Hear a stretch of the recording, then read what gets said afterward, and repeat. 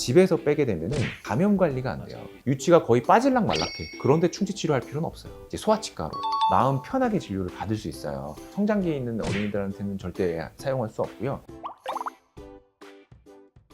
안녕하세요, 김 원장입니다. 안녕하세요, 주의사입니다. 오늘은 치과에 대해서 이제 궁금해하시는 것들 대답을 해드리는 그런 시간을 가지면 좋을 것 같습니다. 알겠습니다. 임플란트를 할 때 뼈가 골절이 되거나 하지는 않은지. 골다공증이 있으신 분들은 임플란트를 하다가 뼈가 골절되는 경우가 가끔씩 생겨요. 나이가 드신 분들 중에는 이제 틀니 사용하시다가 이제 임플란트로 넘어가시는 분들 계신데 그냥 입안에다 틀니를 넣고 저작하는 상태로 있다 보니까 뼈가 좀 물러요. 그렇다 보니까 임플란트를 식립할 때도 방법을 조금 다르게 하기도 해요. 임플란트 사이즈보다 드릴을 조금 더 작게 해가지고 뼈의 밀도를 높여주는 그런 시술도 있거든요. 골절이 있을 수 있지만 그런 경우는 진짜 극히 일부니까 너무 걱정하지 마시고 치과 오셔서 확인 받아보시고 그렇게 진행하시는 게 좋을 것 같아요. 치과에 있는 기구들은 어떤 식으로 관리를 하시나요? 기본적으로 멸균이 우선이에요. 저희 병원 같은 경우에는 이제 두 가지 멸균 시스템을 가지고 있는데 첫 번째는 이제 고온의 수증기로 살균하는 제품, 그걸 이제 오토클레이브라고 하거든요. 또 하나는 플라즈마를 사용해서 소독을 하는 거예요. 그 다음에 거의 대부분의 저희가 사용하는 것들 중에 일회용품들이 되게 많아요. 침을 빨아들이는 석션팁, 글러브,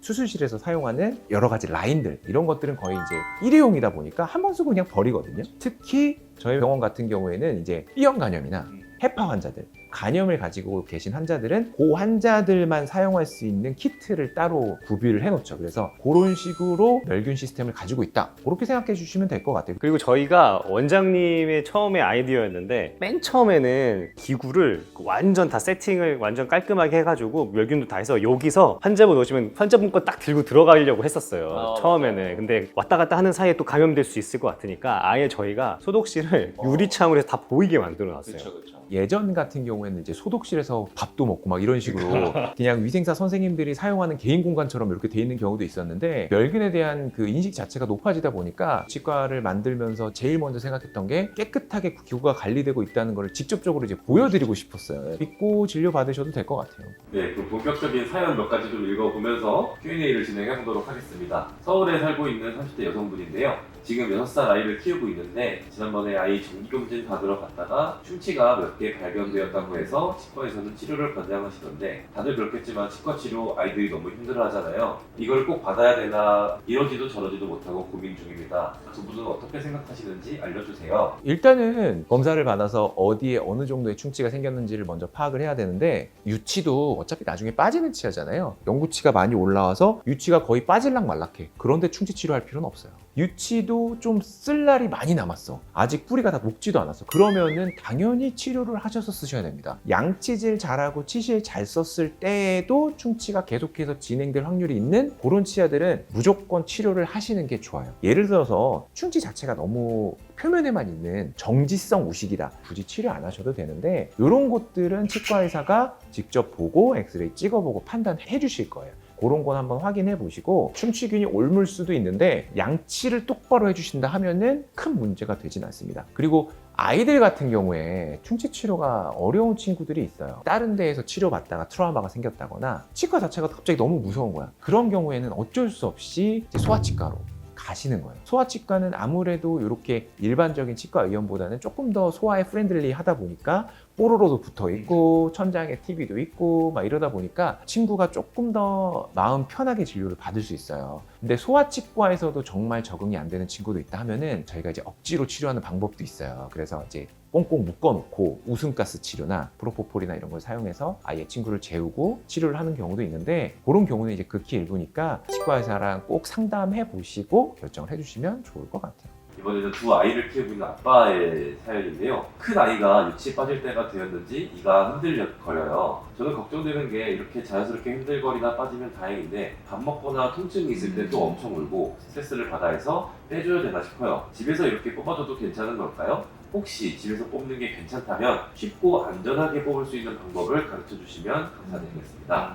저도 어렸을 때 실로 이렇게 묶어가지고 그 문에다가 걸어놓고 결론적으로 말씀드리면 집에서는 빼시는 걸 추천드리지 않습니다. 집에서 빼게 되면은 감염 관리가 안 돼요. 그냥 집에 있는 실 쓰고 집에 있는 그냥 손 물고 손으로 막 이렇게 할 거 아니에요. 아무래도 위생 관리가 안 되고 치아가 감염될 가능성이 있어요. 특히 유치 밑에는 영구치 치배가 있는데 그 영구치가 올바로 자라나려면 감염된 상태가 아니어야 되거든요. 최대한 감염되지 않도록 위생적인 치과에서 빼시는 걸 추천드리고, 흔들리는 치아 같은 경우에는 뭘 먹다가 그냥 빠지는 경우도 있어요. 그러면 그냥 삼키는 경우도 있거든요. 그러다 보면은 이 유치 끝부분, 그러니까 뿌리가 녹아나는 그 부분은 굉장히 날카로울 수도 있어요. 음식이랑 같이 넘어가다가 목에 걸리거나 속에 있는 장기에 상처를 내거나 이럴 수도 있기 때문에 치과에서 발치를 하신 걸 추천드리고, 이게 집에서 뽑다가 잘 안 뽑히는 경우가 있어요. 한번 묶었는데 머리를 탕 쳤는데 안 뽑히는 거야. 그러면 이제 아기가 트라우마에 쌓이기 시작합니다. 치과에서는 아무래도 포셉이라는 기구를 가지고 거의 원큐에 빼는 게 대부분이거든요. 그러다 보니까 트라우마가 생길 이유 자체가 없어요. 그런 걸 위해서라도 깨끗한 치과에 오셔서 발치하시고, 하방에 있는 영구치가 잘 있는지 엑스레이를 찍어보는 것도 정말 좋은 거거든요. 그래서 그걸 하기 위해서라도 꼭 치과에서 발치를 하시는 걸 추천드립니다. 제가 예전에 있는 병원에서 한번 그런 적 있어요. 치아를 뺐는데 잇몸이 제대로 아물지 못하고 감염이 된 거예요. 그래서 빨갛게 부어가지고 온 경우가 있었거든요. 거기 염증 치료해주고 잇몸을 약간 터가지고 영구치 빨리 올라올 수 있게 이렇게 해준 경우가 있는데, 그리고 치과에서 발치할 때도 마찬가지인데, 앞니 같은 경우에는 뿌리가 한 개이기 때문에 괜찮은데 어금니 쪽 발치할 때는 뿌리가 뭐 3개, 4개 이렇게 옆으로 쫙 퍼진 경우가 있어요. 그러면은 빼다가 뿌리가 조각이 부러지는 경우도 있거든요. 치과에서 그런 일이 있다 그러면은 그냥 여러 가지 이렇게 시술로 빼주면 되는데, 집에서는 불가능해요.